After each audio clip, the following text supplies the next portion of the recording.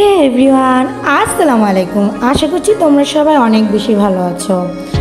ঝুমঝুম বৃষ্টির দিনে সন্ধ্যার নাস্তায় খুব সহজেই বানিয়ে ফেলতে পারো এরকম সবজি পাকোড়া, আর তা যদি হয় এক কাপ চায়ের সাথে, তাহলে তো কথাই নেই। তো চলো কথা না বাড়িয়ে রেসিপিটি শুরু করা যাক। সবজি পাকোড়ার জন্য প্রথমেই লাগছে হচ্ছে আলু। আমি এখানে 2টি আলু গ্রেট করে নিয়েছি। এরপর লাগছে হচ্ছে গাজর, এখানে আমি 1টি গাজর গ্রেট করে নিয়েছি। এরপর লাগছে আমার কিছু ধনেপাতা, আমি কুচি করে কেটে নিয়েছি। এরপরে লাগছে 1টি পেঁয়াজ কুচি এবং 5টি কাঁচামরিচ কুচনো।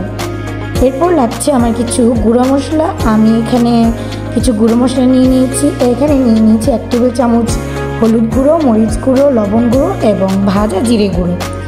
আর লাগছে আমার 2 কাপ আটা, চাইলে ময়দাও ইউজ করা যাবে, এবং লাগছে 1টি ডিম।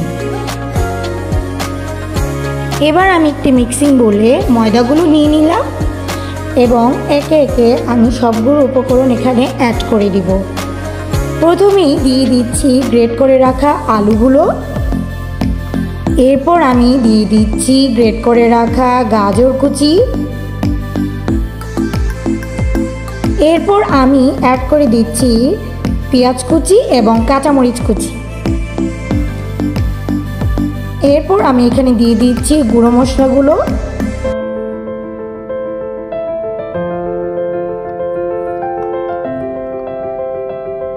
এরপর এখানে একটি সুন্দর টিপস তোমাদের সাথে শেয়ার করছি। এখানে আমি ইউজ করছি ম্যাজিক স্বাদে মশলা। এটা ইউজ করলে তোমাদের পাকোড়ার স্বাদ আরও অনেক গুণে বেড়ে যাবে। এরপর দিয়ে দিচ্ছি ডিম, 1টি ডিম ইউজ করছি, চাইলে 2টিও দেওয়া যাবে। এবার আমি এখানে দিয়ে দিচ্ছি কুচি করে রাখা ধনিয়া পাতা। এবার সবগুলো উপকরণ একসাথে হাতে ভালো করে মেখে নেব। এই তো আমার মাখা হয়ে গিয়েছে। এবার আমি চুলায় একটি প্যান বসিয়ে তাতে নিয়ে নিচ্ছি পরিমাণ মতো তেল। তেলটা একটু গরম হওয়ার পর আমি একে একে দিয়ে দিচ্ছি আমার পাকোড়াগুলো।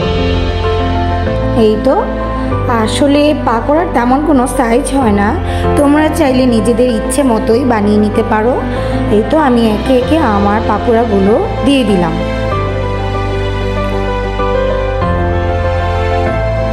ঠিক এইভাবে করে পাকোড়াগুলোকে 5 মিনিট করে ভেজে নেব।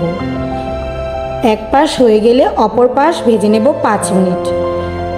এই তো আমার এক পাশ হয়ে গিয়েছে। এখন আমি উল্টে অপর পাশ লাল করে ভেজে নিচ্ছি।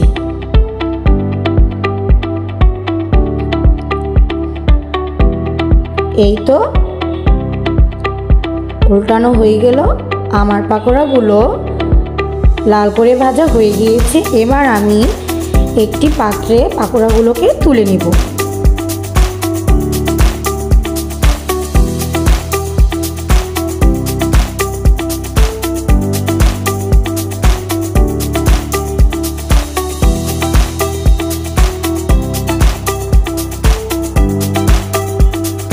এই তো হয়ে গেল।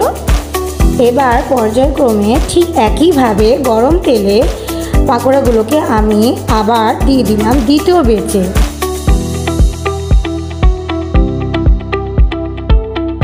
এই তো আমার পাকোড়াগুলো ভাজা হয়ে গিয়েছে। এবার পরিবেশনের পালা। ওপর থেকে আমি একটু গাজর কুচি ছড়িয়ে পরিবেশন করলাম। এই তো তৈরি হয়ে গেল আমার সবজি পাকোড়া। তোমাদেরকে আমি একটি পাকোড়া ভেঙে দেখাচ্ছি। দেখো, ভিতরটা খুব ভালোভাবে কুক হয়ে গিয়েছে। তো সবাই আমার টিপস অ্যান্ড ট্রিক্স ফলো করে এভাবে একবার বাসায় বানিয়ে দেখবে। যদি আমার ভিডিওটি ভালো লেগে থাকে, প্লিজ আমার চ্যানেলটি সাবস্ক্রাইব করো। আর সবাই অনেক বেশি ভালো থাকবে, সুস্থ থাকবে। আল্লাহ হাফেজ।